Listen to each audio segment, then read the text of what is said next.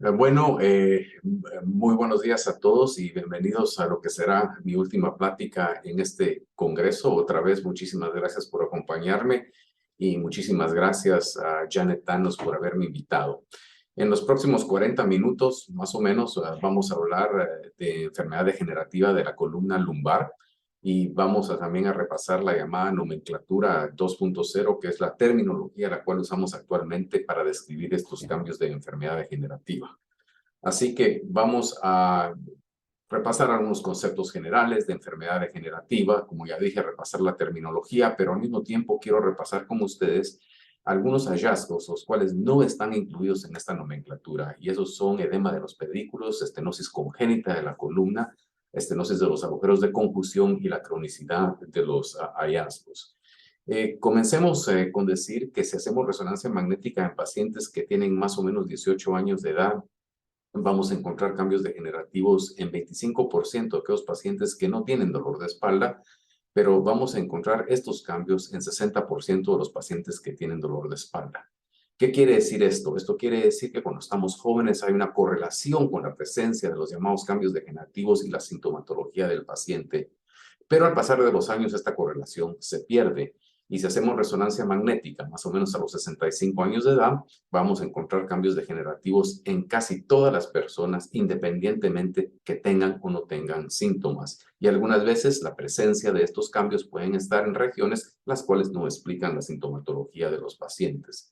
Lo que sabemos es que al pasar el tiempo, todos vamos a encontrarnos con degeneración de los discos, pérdida de señal en T2 de los discos, indicando deshidratación de los discos, pérdida de altura de los discos y una protrusión difusa de los discos. Si vemos en esta tabla obtenida de un artículo publicado hace algunos años en la JNR, vemos que más o menos a la edad de 60 años, más o menos del 70 a casi el 90% de nosotros vamos a demostrar por lo menos uno de estos hallazgos. Pero cuando llegamos a los 80 años, del 85%, casi al 100% de nosotros vamos a demostrar uno de estos cuatro hallazgos. Así que estos cambios en la columna, principalmente lumbar, son inevitables con el paso de los años.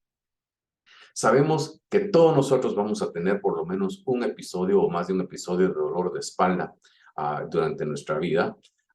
Y que el significado, como ya dije, de las anormalidades que encontramos en resonancia magnética es un poco dudoso porque en muchos de nosotros no van a explicar los síntomas que tenemos. Sin embargo, lo que sabemos muy bien es que si tratamos a los pacientes con dolor de espalda de una manera conservadora, se les dan antiinflamatorios no esteroideos, se les da fisioterapia, sabemos que la mayoría de síntomas van a mejorar o van a desaparecer en un tratamiento conservativo que va a durar más o menos de 2 a 3 meses. Hay un pequeño porcentaje, más o menos 10% de los pacientes de los cuales no mejoran. Sabemos también que en estos pacientes que no mejoran son los pacientes que debemos hacer resonancia magnética y que los hallazgos han llevado a un aumento marcado del número de procedimientos quirúrgicos en estos pacientes. Hoy en día en Estados Unidos, la tercera cirugía más utilizada es la cirugía de la columna lumbar, con más de 1 millón de pacientes operados cada año. Sabemos que la primera cirugía en Estados Unidos es la inserción de lentes intraoculares para cataratas. Pero hablando de la columna, en la última década el aumento de fusión de la columna lumbar ha aumentado más del 150% y sabemos que no es un procedimiento benigno, sabemos que hay morbilidad y que complicaciones se van a encontrar más o menos en una cuarta o una tercera parte de estos pacientes. Así que lo mejor es no operar en estos pacientes si no tenemos necesidad de operar en ellos. Ya dijimos que más o menos 80-90% de los pacientes van a tener una mejoría con tratamiento conservador y les quiero mostrar aquí el siguiente caso. En la parte izquierda de la pantalla ven ustedes una herniación del disco extendiéndose superiormente en el espacio epidural posterior a L4 y lo vemos en la vista axial como una herniación de un disco parasagital con compresión de las raíces nerviosas y compresión del saco tecal. Sin embargo, después de 10 semanas el paciente ya estaba bastante bien, se le repite la resonancia magnética y vemos que ese disco ha completamente desaparecido. Hay una pequeña protrusión de disco en la misma región donde estaba el disco herniado y vemos que esta banda de hiperintensidad en la parte posterior del ánulo fibroso, lo cual es una fisura del ánulo, pero sin embargo, para el momento de la segunda resonancia magnética, el paciente ya no estaba sintomático y por lo tanto no hubo necesidad de hacer nada. Aquí tenemos otro paciente, podemos ver la protrusión de un disco en la región foraminal, la vemos en las vistas T2 y lo vemos en la vista T1 y vemos que 2 años más tarde al paciente se le repite la columna lumbar porque tenía síntomas ya no en esa localización sino en otra localización y vemos que ese disco ha desaparecido completamente. Tal vez si vemos cuidadosamente esta resonancia magnética de seguimiento no es completamente normal porque podemos ver que ha habido un poquito de atrofia del ganglio dorsal de la raíz nerviosa y asimismo la grasa no está tan limpia como el lado contralateral, pero estos hallazgos no son significativos para el paciente porque el paciente en estos momentos ya no estaba sintomático. Sin embargo, en un pequeño porcentaje de los pacientes los síntomas no mejoran y en otro más pequeño porcentaje de los pacientes los síntomas pueden empeorar, como vamos a ver en estos 2 pacientes que les muestro en esta pantalla. Comencemos con el primer paciente que está en la parte izquierda de la pantalla. Aquí vemos que cuando el paciente presentó con dolor de espalda tenía una pequeña fisura anular que la vemos como esta área brillante en T2 en la parte posterior del disco y tenía una pequeña protrusión que posiblemente sí estaba ligeramente comprimiendo la raíz nerviosa, pero el paciente después de 8 semanas se encontraba mucho peor, se le repitió la resonancia magnética y claramente ahora podemos ver la protrusión de un disco parasagital herniado con compresión significativa de la raíz nerviosa y del sacotecal.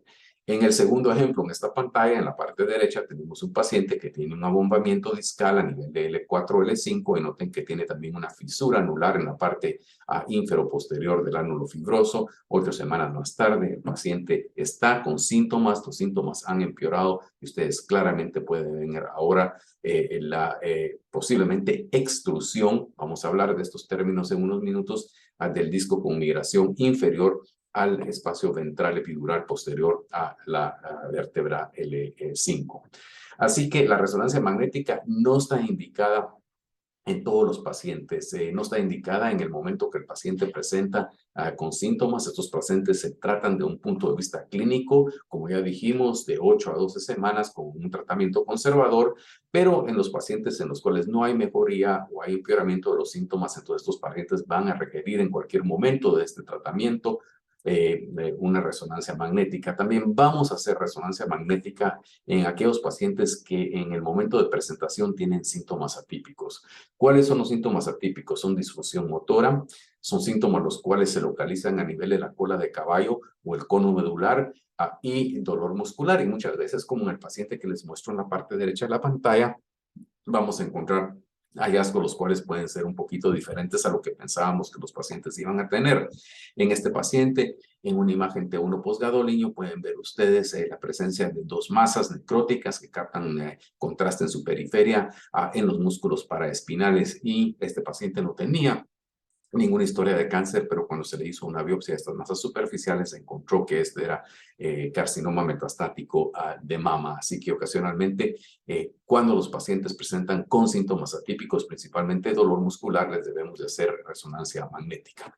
Bueno, pasemos ahora a hablar un poquito de la anatomía y quiero comenzar hablándoles del disco intervertebral. El disco intervertebral generalmente nos imaginamos nosotros que es el núcleo pulposo y el ánulo fibroso en su parte periférica. Sin embargo, el disco intervertebral es una unidad en que una región de esa unidad no se va a degenerar sin que haya degeneración y cambios en otra región. Entonces, el disco intervertebral está compuesto por los platillos cartilaginosos de cada vértebra inferior y superior, por el ánulo fibroso, por el núcleo pulposo en su parte central, pero también por los ligamentos, principalmente el ligamento longitudinal posterior y los ligamentos amarillos, así como las facetas articulares. El disco puede estar intacto, pero si nuestras facetas se degeneran, entonces va a haber engrosamiento del ligamento amarillo y eso va a llevar a degeneración del disco y todo esto va a llevar a estenosis del canal.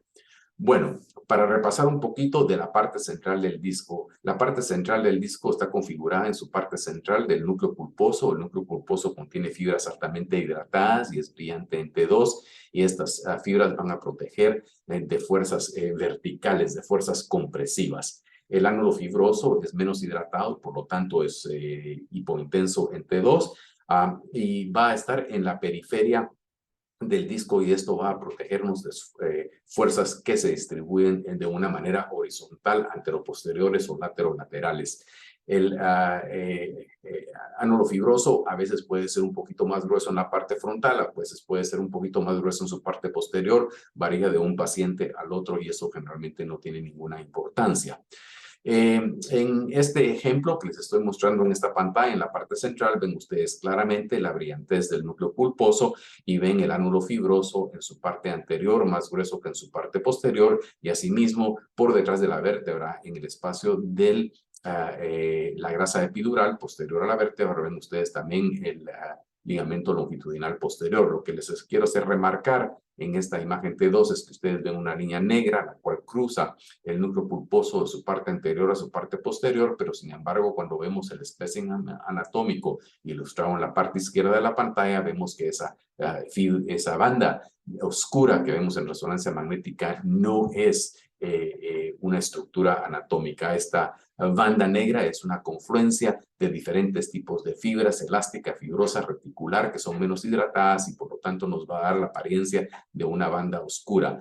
El disco es normal y está en su estado de salud perfecto cuando podemos visualizar esa banda. Una vez el núcleo pulposo se comienza a deshidratar, su señal va a bajar y se va a poner muy similar a esa banda oscura, y entonces vamos a perder la habilidad de visualizar esa banda oscura, que es lo que vemos está pasando en este disco, en el ejemplo que les muestro en la parte derecha de la pantalla, en la cual ya no vemos bien delimitada la banda de la fisura internuclear. Y cuando el disco comienza a perder su señal y se empieza a convertir oscuro en T2, obviamente vamos no solo a perder la altura del disco, sino a perder la visualización de esa banda. Bueno, la deshidratación de los discos es algo que nos pasa de una forma cotidiana. En este estudio publicado hace algunos años hicieron un mapeo del contenido de agua de los discos intervertebrales y pueden ver que cuando este paciente de más o menos 40 años se levanta en la mañana, la gran mayoría de agua se encuentra en la parte central de los discos, esta parte que está en el mapa ilustrada de color rojo. Sin embargo, en imagenología del mismo paciente, al pasar el día en la tarde a 7, 8 de la noche, vemos que las imágenes de T2 básicamente no demuestran ningún cambio, pero que el mapa del agua demuestra que ha habido pérdida de agua en todos los núcleos pulposos de todos los discos. Pero ¿qué es lo que pasa? En la noche nos vamos a acostar y cuando somos jóvenes, entonces nuestro organismo tiene la capacidad de rehidratar el núcleo pulposo y ya nos levantamos con nuestra altura normal, en lugar de un poquito más bajitos al terminar el día, y estamos normales. Lo que pasa es que al pasar el tiempo, el cuerpo con la edad pierde la habilidad de restaurar la hidratación del núcleo pulposo del disco intervertebral, entonces se queda deshidratado, tiene menos capacidad de resistir las fuerzas laterales, las fuerzas anteroposteriores y las fuerzas de arriba para abajo, y entonces el disco comienza a degenerarse. Bueno, pasemos a hablar ahora de los cambios de tipo MODY, que como sabemos los encontramos en más de la mitad de todos los pacientes que tienen dolor de espalda, y todos los conocemos ya. El tipo 1 es edema, el tipo 2 es de degeneración fibrograsosa, que es el tipo de cambios MODY más común que encontramos por resonancia magnética, y el tercer tipo es la esclerosis de los platillos intervertebrales, que se puede extender a la parte del cuerpo intervertebral vecino a los platillos. En el tipo 1 lo que vamos a ver es hiposeñal, como lo vemos aquí en T1, e hiperseñal porque es edema. En el tipo 2, debido a la infiltración grasosa, vamos a ver hiperseñal en T1 e hiperseñal en nuestras imágenes T2. Y en el tipo 3, en la cual ya hay depósito de tejido fibroso y tejido óseo, vamos a ver hipointensidad en T1 y hipointensidad en T2. Y sabemos que en la mayoría de estos pacientes estos cambios son progresivos, pero que ocasionalmente pueden revertir de tipo 2 a tipo 1.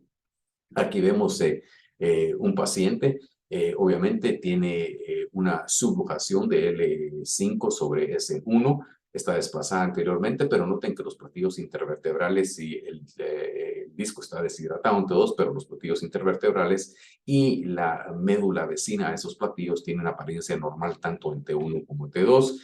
8 meses más tarde, el paciente que presenta con dolor de espalda, se le repite la resonancia magnética y ahora claramente podemos ver el edema como áreas hipointensas en T1, hiperintensas en T2, pero al mismo tiempo noten que ha habido más degeneración del disco y inclusive ahora hay un pequeño disco herniado posteriormente a nivel de L4, L5, pero noten otra vez que estos cambios de tipo 1, que son edemas, se pueden desarrollar relativamente rápidos. Aquí tenemos lo opuesto, cambios de tipo 1 que por alguna razón han desaparecido. Recordemos que les dije que la naturaleza de estos cambios es progresar de tipo 1 a tipo 2 a tipo 3, pero que sin embargo ocasionalmente los cambios de tipo 2 pueden revertir a cambios de tipo 1 y los cambios de tipo 1 pueden completamente desaparecer. Aquí al principio el paciente tiene dolor de espalda, tiene un disco degenerado a nivel de L5S1 y noten ustedes que hay hiperintensidad de los platillos intervertebrales y la médula vecina en imágenes T2 y hay hipointensidad en imágenes T1. Sin embargo, se le hace al paciente otra resonancia magnética de la columna por otros síntomas un año más tarde y vemos ahora que el aspecto del disco no ha cambiado y que sin embargo el edema de los platillos intervertebrales que visualizábamos a nivel de T2, a nivel de L5S1 en la nueva T2 han completamente desaparecido. Así que este edema ha sido completamente, se ha resuelto completamente. Aquí podemos también ver cambios de tipo 1 a tipo 2 en el paciente que les estoy ilustrando en esta pantalla. En la imagen T1, en la parte izquierda de la pantalla, pueden ver ustedes el edema de los platillos intervertebrales y de la médula. Es hiperintenso en T2. Hay un proceso también degenerativo agudo del disco, porque el disco tiene ligera hiperintensidad. Vemos la presencia de un nódulo de Schmoll en el platillo inferior de L5. Sin embargo, noten que 2 años más tarde, en el seguimiento del paciente, esas áreas ahora tienen depósito de grasa y son brillantes en T1 como son brillantes en T2. Así que esta muestra la evolución de cambios tipo módica, cambios tipo 1, cambios tipo 2. Bueno, estamos más o menos a la mitad de la plática y ahora pasemos a hablar de la llamada nomenclatura 2.0. La primera versión de la nomenclatura fue publicada en varias revistas de columna y ortopédicas y a JNR al principio de los años 1900, me parece que fue en el 93 y no fue hasta 14 años más tarde, más o menos 13 años más tarde, que se llegó a la publicación de la segunda iteración de la nomenclatura. Recordemos que esta nomenclatura no funciona para la columna cervical, no funciona para la columna torácica, es únicamente aplicable a la columna lumbar. ¿Por qué no funciona en la columna cervical? La columna cervical tiene una diferente anatomía, como vemos acá. Están las articulaciones uncinadas, las cuales protegen de herniaciones parasagitales y laterales. En la columna cervical, la mayoría de herniaciones son centrales. En la columna lumbar, la mayoría de herniaciones son paracentrales. Y también noten que las facetas articulares tienen una diferente configuración y por lo tanto no hay y lo que llamamos hipertrofia o engrosamiento del ligamento amarillo relacionado a la degeneración de facetas tan comúnmente como lo vemos en la región lumbar. Además, los pedículos tienen una orientación completamente diferente. Hay otros tipos de nomenclatura que han sido utilizados, como esta nomenclatura Nordic Modic, pero todos son muy complejos y son muy difíciles de usar y nosotros usamos la llamada nomenclatura 2.0.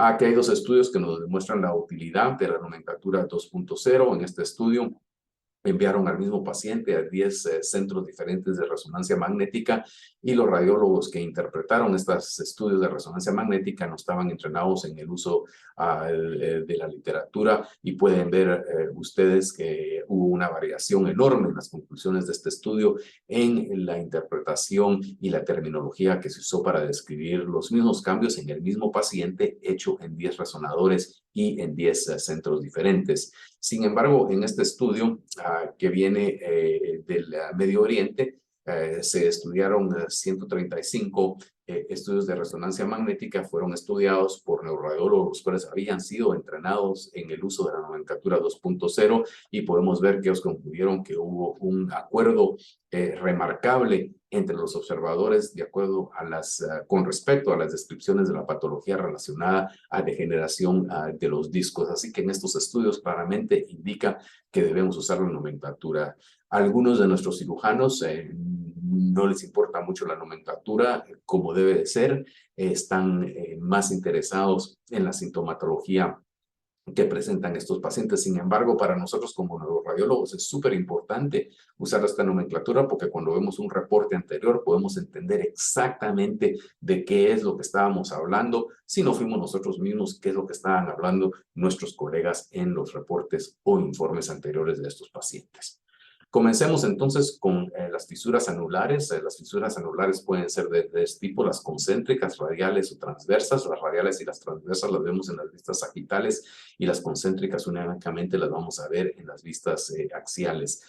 Puede haber crecimiento de tejido de granulación, el cual resulta en captación de contraste, y asimismo este tejido de granulación puede producir proteínas las cuales son estimulantes a las fibras no susceptivas, y por eso se creen que estas fisuras anulares resultan también en la presencia de síntomas. Aquí tenemos la presencia de dos fisuras transversas, las podemos ver como estas líneas brillantes en las imágenes T2, y aquí tenemos la presencia de una fisura radial, que es una línea vertical en la parte posterior del ánulo fibroso.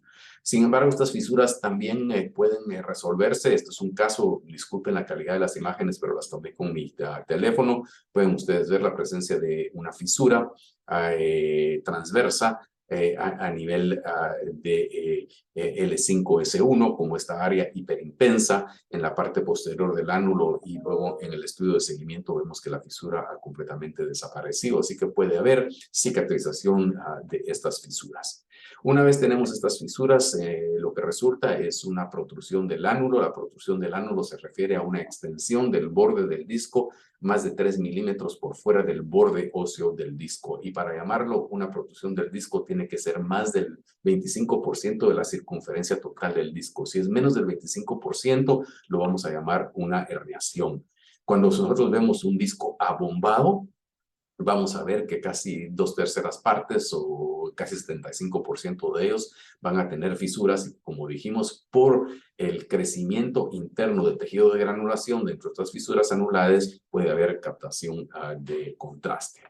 Bueno, si ahora tenemos un disco que está protruyendo por fuera del borde óseo, pero que su protrusión es menos del 25% de la circunferencia entera del disco, entonces lo vamos a llamar una herniación del disco. Y estas herniaciones de los discos se dividen en dos grandes categorías. La primera es la protrusión.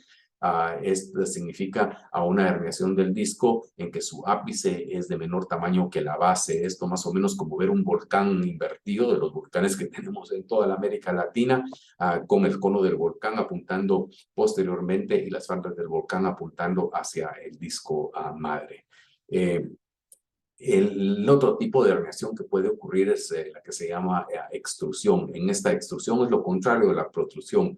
La parte distal de la herniación va a ser mucho mayor que la parte proximal de la herniación, causando una especie de cuello que más o menos refleja como lo que miraríamos en una endoscopía en un pólipo intestinal. Aquí ustedes ven un pólipo, creo que es un pólipo colónico en esta endoscopía, y pueden ver cómo simula eso lo que llamamos una extrusión del disco, con un pequeño cuello, el cual se comunica con el disco madre. Pero en ambas extrusiones y protrusiones, estas deben de ser de menos del 25% de la circunferencia total del disco.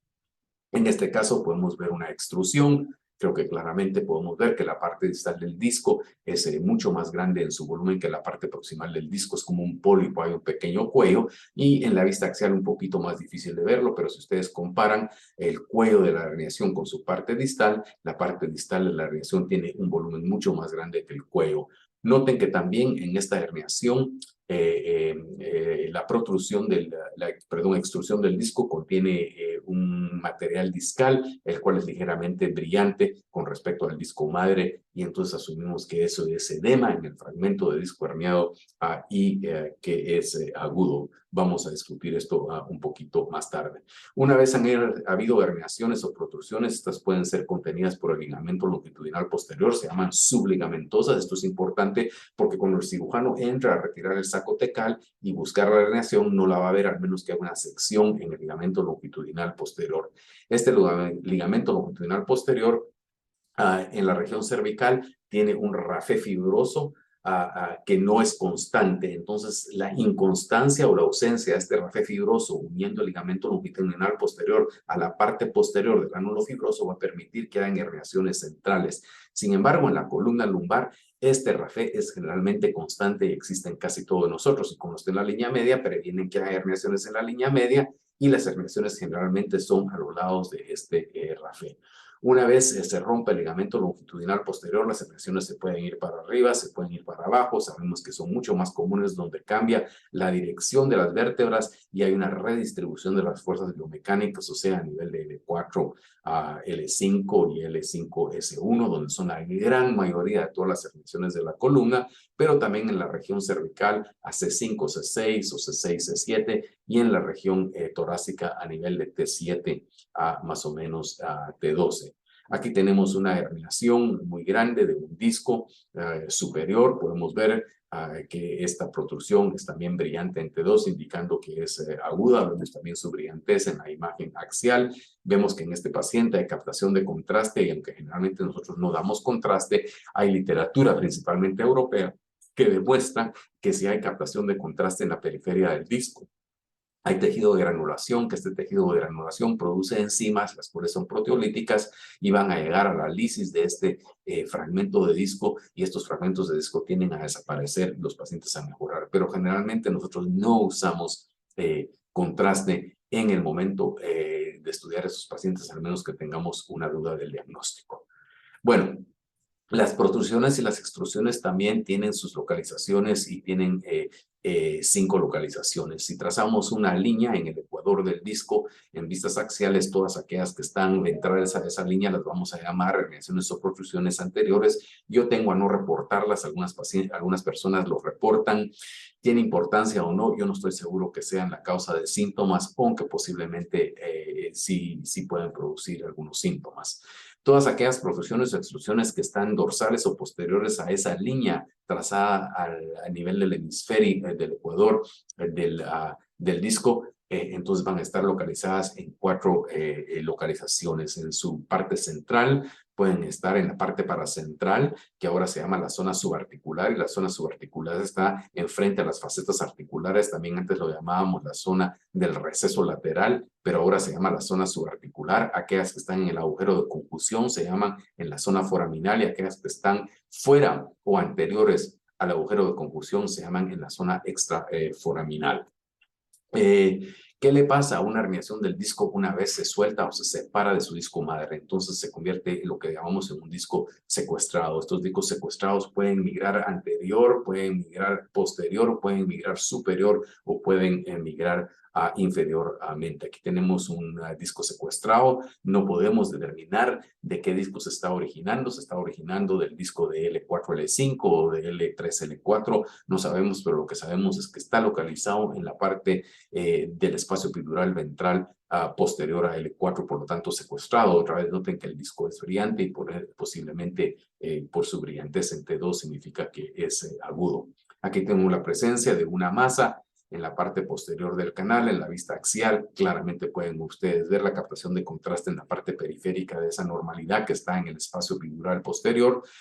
¿Y qué es el diagnóstico diferencial? Bueno, sería una metástasis, podría ser un linfoma, podría ser un hematoma, podría también ser un quiste de la faceta articular. Sin embargo, en este caso, por la presencia aguda del paciente, pensamos que se trataba en un disco posterior y cuando el paciente fue operado, lo que encontraron fue un disco en la región del espacio epidural posterior con tejido de granulación periférica, explicando su captación de contraste. Algunas veces estos discos pueden tener presentaciones atípicas. Aquí tenemos un disco localizado en la parte posterior inferior de L4, el cual es brillante en T2 y es brillante en T1. Aquí en la vista axial lo podemos ver que es exageradamente brillante en T2 y al mismo tiempo pues, ya creemos que este disco ha estado tal vez en algún tiempo ya presente porque hay remodelación ósea de la parte posterior del cuerpo vertebral de L4. Estos son discos herniados hemorrágicos. Ocasionalmente los vemos, yo he visto únicamente 2 o 3 en mi vida y de estos discos de este tipo, los que he visto casi todos han tenido remodelación ósea y aunque los pacientes presentan con síntomas atípicos, la remodelación ósea indica que este disco posiblemente ha estado presente ahí por algún tiempo, es posiblemente un disco en el cual hay sangramiento pero que ya estaba ahí presente.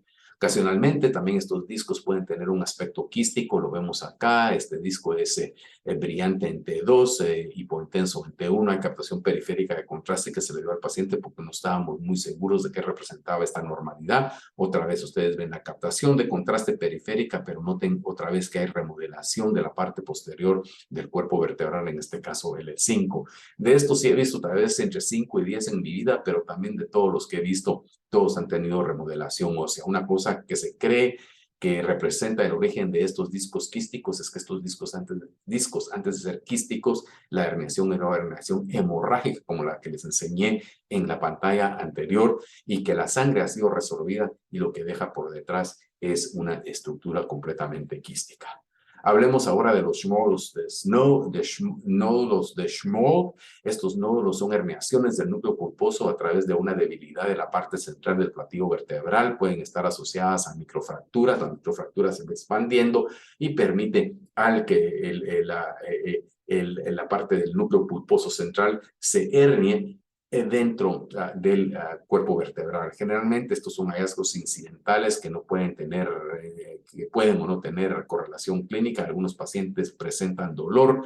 En este paciente vemos que hay la apariencia de que todos estos nódulos de Schmoll son crónicos porque tienen esclerosis. Sin embargo, a nivel de L2, L3 hay la presencia de un poco de edema, indicando que posiblemente hay un componente agudo y explicando la sintomatología de estos pacientes. Ocasionalmente estos nódulos de Schmoll son gigantes y pueden involucrar a la mayoría del cuerpo vertebral e inclusive pueden demostrar captación de medio de contraste. Noten en este paciente, disculpen las imágenes, ya son un poquito antiguas, pero demuestra muy bien que en este paciente a nivel de L3 inclusive podríamos pensar que hay sustitución completa de la médula ósea por un proceso neoplástico. Sin embargo, le ponemos atención a ese cuerpo vertebral y vemos que hay una irregularidad del platillo inferior y vemos también con atención que hay un halo casi hemisférico, el cual rodea esa normalidad. Otra vez, esa normalidad es brillante en T2 y es continua con la parte central del disco intervertebral y otra vez vemos ese halo oscuro de hueso en la periferia de la normalidad y cuando le damos contraste al paciente, captación de contraste periférica en forma de anillo en las vistas axiales, lo cual generalmente no es indicación de una metástasis y podemos ver que en T2 está muy bien delimitada en su parte periférica. Si fuera una metástasis, estuviera difusamente involucrando el cuerpo vertebral. Así lo que tenemos aquí es una herniación de tipo Schmoll gigante, la cual ha llevado a edema de la médula ósea y no confundirlo otra vez con enfermedad metastásica. Ya hablamos también de la cronicidad de los discos. Esto es algo que no está incluida en la nomenclatura 2.0, pero como dijimos, estos discos herniados tienden a ser brillantes en P2. Otra vez, imágenes que tomé con mi teléfono en uno de los centros de imagenología que tenemos, pero podemos ver claramente la presencia de una extrusión, parece que es esto porque es más grueso distal que proximalmente del disco a nivel de L4, L5, es brillante en T2, pero cuando viene el paciente de seguimiento, el paciente los síntomas han mejorado muchísimo y podemos ver que eso ha desaparecido completamente. Así que discos brillantes entre dos, posiblemente agudos. Otra cosa que también se puede ver y explica, puede explicar la sintomatología del paciente es el edema de los pedículos. Generalmente está asociado a enfermedades degenerativas, a espondilolisis o a trauma. Esto se ve mejor en imágenes T2 parasagitales, principalmente si las hacemos con supresión de grasa y como ya dije, correlaciona con el dolor. Y lo que es curioso es que una vez se le va el dolor a estos pacientes, podemos repetir la resonancia magnética y el edema se ha resuelto completamente.